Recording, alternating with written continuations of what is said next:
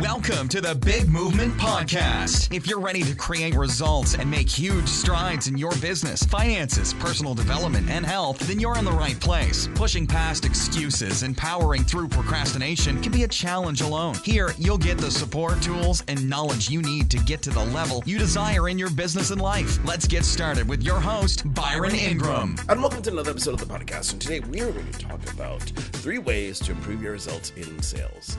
You know, if you're in business, then sales is part of what you must do if you want to serve others. However, for many, this is the hardest part about the business for a variety of reasons. Regardless of what your skill level is in business, and there's a large skill gap for the people who are masters and the people who are just starting out, there's a variety of things anybody can do to improve their results. So out of them, we're going to focus in on 3 specific, different ways that you can utilize to improve your results in business. So the first one that everybody should be doing, especially if you have the opportunity for it, is researching your prospect. You see, the more you know about someone, the more you'll understand what they need, or more importantly, what they do not need. This is something that is disturbing when you look at sales in the world, that you're going to find people who are going to try to sell you something that's like, I don't need that. Just kind of imagine trying to sell lawn care service to someone that lives in a high-rise apartment. They're really not going to need it. So you want to make sure that you're offering the right product and service to the right client. So what this results in is individuals going to sales presentations blind in regards to not knowing anything about who they're selling to. And that's not a good thing. Now, granted, in some cases, this can't be helped. Let's say that someone schedules you an appointment and you find out, an hour beforehand, and you just have a name and address and phone number. You don't know anything else about them. Well, then you're just going to dive into it. But here's the thing. With modern technology today, you can find almost anything about anyone. So you can just spend a few minutes, or more getting to know the person you are selling to on a professional and ultimately a personal level. So the easiest way to accomplish this is just to take 5 minutes to look at someone's profiles on LinkedIn and Facebook. Now, granted, you want to go beyond the simple things where most people stop at, such as where somebody's from and, where did they go to school, things like that. You want to dive into what someone is passionate about. You see, because people want to just connect on that surface level stuff, it sounds superficial, and people have become desensitized, like, yeah, what are you trying to sell me?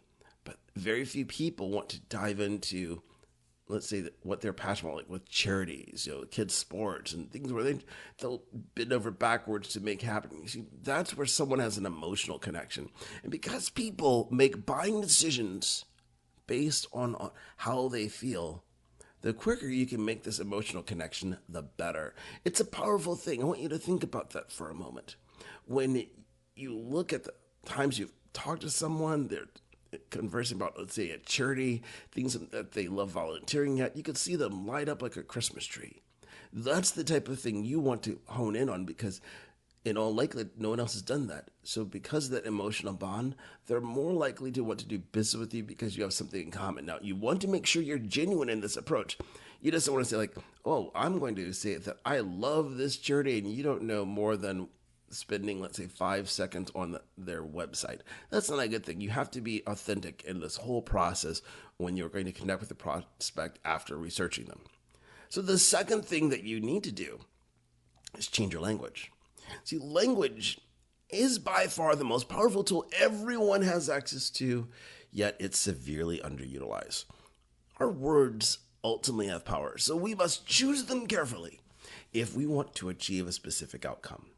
Think about the words you've used in the past which helped you close a deal, and the ones which kind of made you just shoot yourself in the foot. Just kind of picture, let's say, I like using dating references. A guy is up in a bar, he's saying something amazing, like you're thinking, yes, I'm going to get her number, and then the proverbial foot goes in his mouth and she walks away. Yeah, everybody's had some moment like that. It doesn't matter who you are. You can think of a situation where you just felt like someone held up a sign that said, insert foot here, because words are powerful. So the simplest thing you can do to avoid that situation is just to begin adjusting your vocabulary in terms of you want to positively impact your results. And the way you do that, it's with collaborative words instead of aggressive words. And what the difference between these two, it's very simple. So let's just say that you're looking at talking with a prospect and think about, well, how can you help them overcome the competition out there? Now, an aggressive approach would be like, we're going to dominate, we're going to crush, we're going to destroy. Well, depending on who you're talking to, that might fire up the wrong emotions and be like, oh, that's kind of scary, and someone might not want that. But for some people, like, hey, you know what we're going to do? We're going to do things to outpace the competition. We're going to outdo them. We're going to provide so much value that we are the only ones customers in this marketplace are going to choose. Can you see the difference in terms of the intensity, the energy between it?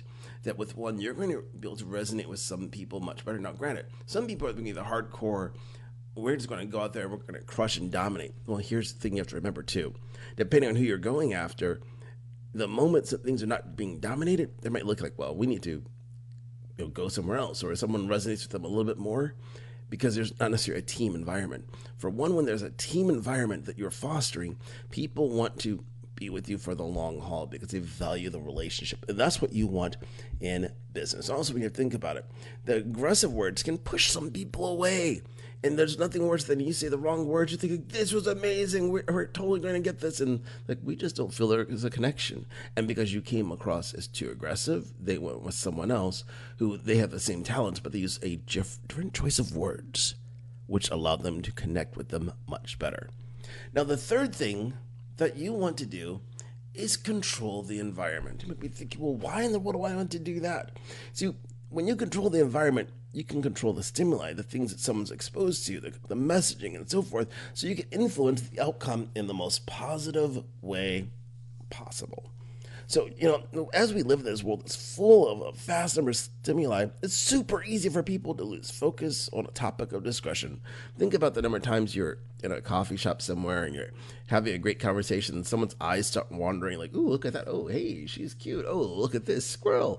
And before you know it, they're like, wait, what were we talking about? And you're like, crap. Now you have to try to build it back up so that they say yes to what you're doing. You are just moments from closing the deal. See, this is what happens when you don't control the environment. So because not everybody's going to have the luxury of meeting with, let's say, a client in your office, you have to look at, well, what can you do to minimize? Now, granted, if you're meeting in their office, sometimes the best thing you can do is take them to a conference room where then it's more neutral ground. So that way they don't have the objects on their desk or their phone's not in there. So you can be able to do that. However, more and more people today are meeting in coffee shops and restaurants. So there's a couple things you can do to minimize the distractions and maximize focus. The first thing to do, if possible, choose times that are not at the peak period of breakfast, lunch, or dinner. Main reason is that people are social by nature, and if they see people around, like, oh, look at this. But even more distracting is, let's use the example of a coffee shop. Depending on how much someone frequents there, they might get to know a ton of people. And if they go at a busy time, they might not be really focused on you, like, oh my God, I'll be right back. I've got to talk to so-and-so. I've been trying to catch them. And you're not closing the deal because of it. So what you want to do to minimize is just pick some times that are off peak. So in between meal times or a little bit later in the evening, there's plenty of times to choose from. So that's the first thing. Now, the next thing you want to do, it's in terms of picking a location within the restaurant that's not a high traffic area. So putting yourself near the door, probably not a good idea. So a little bit further away. But here is the key thing to minimize distractions. You want your client's back to be towards the open areas in that location where you're at, and ideally facing a wall, meaning that the only things that they can be focusing on, it's you. So if you can even get like a corner area where it's pretty much you and that's about it, all the better, because they're no longer going to be distracted by all the other stimuli. So you can be able to monitor the situation, see what's going out there in case you see something like, I need to follow up with that person because I've been trying to get a hold of them and they're here, but you need to be present in the moment.